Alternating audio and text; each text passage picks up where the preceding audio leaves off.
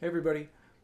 You're probably thinking of one of two things right now. Either A, who the heck is this guy? Or two, where the heck has this guy been?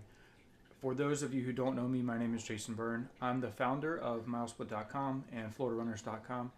And I was a member of the Flow Sports team from 2013 to 2021 after I sold MileSplit to Flow Sports. Since 2021, I've left to pursue some other activities. However, I put on cross country races since 2000, and in my time since I've left Flow, I've continued to be a 5K meet director of the Monster Dash 5K here in Longwood, Florida. Among other things, though, I was the developer of RaceTab, which never quite, I would say, achieved its potential in the meet management space, but had a lot of passionate users, and I've learned still has some passionate users despite not being updated in about 10 years. So thank you guys for that. I've had some interest in dipping my toe back in the meat management space for a while and have been kind of kicking around a name and an idea, but I didn't really have a good excuse to do it until Mike Chatfield came to me recently and had some opportunities maybe to develop a meat manager in some other sports. And I said, if I'm going to do it in other sports, I'm going to do it in running as well. So without further ado, I want to introduce you to my work in progress here, which is called 2Timer. Kind of a fun play on words for me. It's use it 2Timer. It's for timers, but also there's a little bit of pun here where I feel like I'm 2-timing a little bit on some of my past products. But anyway, I want to just show you where I'm at right now. I want to first of all say that this software is nowhere near ready to be used in production. It is very early beta. I've just been kind of roughing it out. I don't know the user interface is going to stay the same. I don't know the database structure is going to stay the same. So I could completely nuke some of these features, and so don't use it for anything you don't want to lose. But I would love to get your initial thoughts and feedback just in the general concepts here, but also if there's some things you've been saying like, I wish that other products have this, or I hate the way that products do this. I'd love to hear that feedback. My intention is to definitely build out great road racing and cross-country capabilities. We'll see about track, some other sports as well, and we'll just kind of see where it goes. I don't really know the business model yet. I don't know exactly where this is going to lead, and I don't even fully know the opportunities in the space. One thing I have always prided myself in is independence, where you're not bound to one vendor, so I'd like to work with as many different kind of outputs or inputs as I can for this. So anyway, I'm going to just set up a meet here from scratch.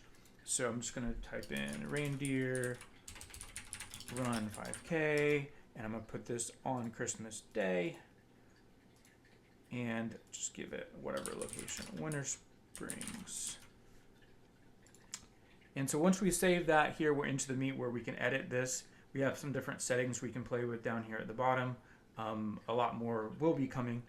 The next thing I'm going to do is I'm going to import some participants, and I've got some participants that I have for my 5K from the Monster Dash, and so I'm going to browse into that if I can find the right folder and put them in here.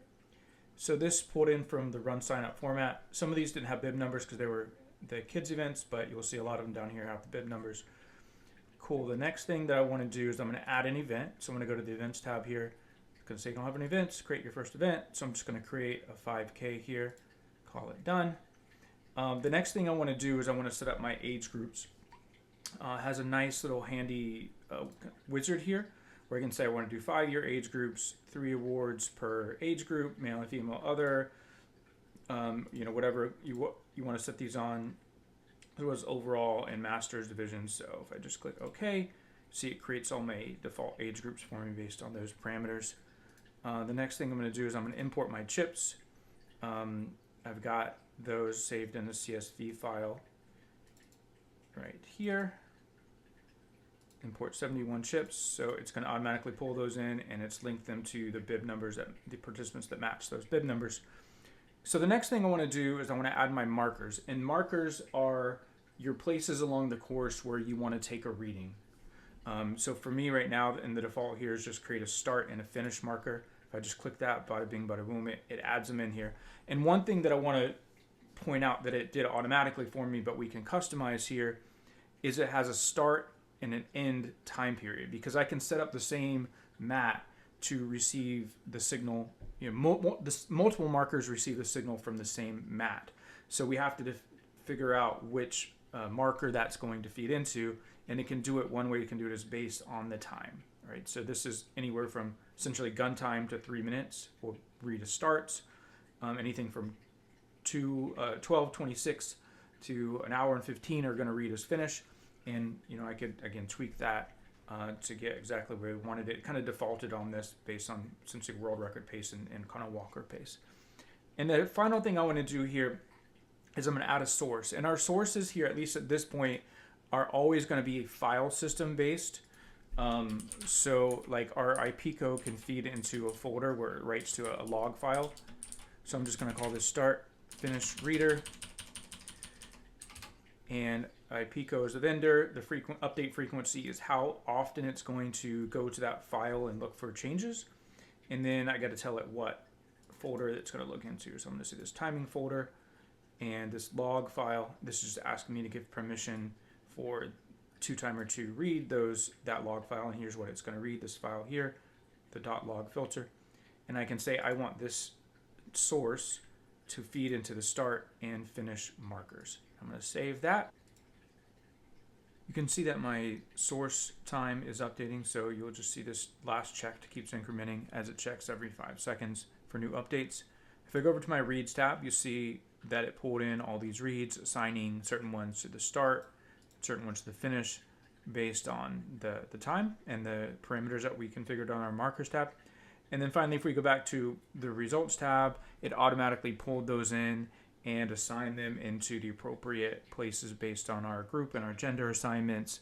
It calculated the net time if there was a start read. Otherwise, it defaults to the same as gun time if it didn't pick up that start read. And that's kind of it. There's a lot of work to do here yet. And I'd love to have your feedback. I mean, I can click in and show you a few other things, like we can show the reads for an individual runner and things like that you might expect. So all in all, it's pretty bare bones. We do have, somewhat of a report you can print, but I don't have different like age group reports and things like that. Obviously, that will come. But just wanted to kind of put it out there and see what you guys think initially, what you're hoping for, what are your must-haves, what are your nice-to-haves, things like that. Thanks so much for listening, and talk to you soon.